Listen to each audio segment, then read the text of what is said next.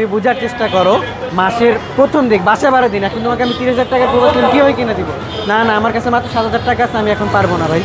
না না না না না না, এখন না না না না না না না না না না, বাপের বাড়ি যাক। আরে কি হয়েছে ভাই, আপনারা ঝগড়া করতেছেন? দেখেন মাসের মাত্র শুরু, এখন আমার কাছে মাত্র 7,000 টাকা আছে, বাসা ভাড়াও দিই নেই, সে রাগ করতেছে 30,000 টাকার ফোন কিনবে। এখন আরে ভাই এর জন্য ঝগড়া করবেন? আমাদের আসেন, আমরা 30,000 টাকার ফোন আপনাকে দিতেছি, 7,000 টাকা দিয়ে দিব 30,000 টাকার ফোন আপনাকে। 7,000 টাকা দিয়ে দিবেন? হ্যাঁ 7,000 টাকা দিয়ে দিব, তারপরে ঝগড়া করেন না।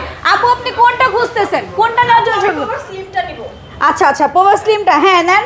আমাদের এই 30,000 টাকার ফোনটা আপনার কাছে কত টাকা আছে ভাইয়া? 7,000 টাকা। এখান থেকে আরো 300 টাকা আপনাকে আমি ব্যাক দিয়ে দেব। কি বলেন? মাত্র 6,700 টাকা দিয়ে সহজ কিস্তির মাধ্যমে আমাদের কাছ থেকে নিতে পারবেন। কি কি লাগবে এর জন্য? লাগবে শুধু আপনার এনআইডি কার্ড, আপুর এনআইডি কার্ড, আপনার নামে বিকাশ, এই তিনটা ডকুমেন্টস হলে আপনি নিতে পারবেন। এখন আপু তো এনআইডি কার্ড আনে নাই।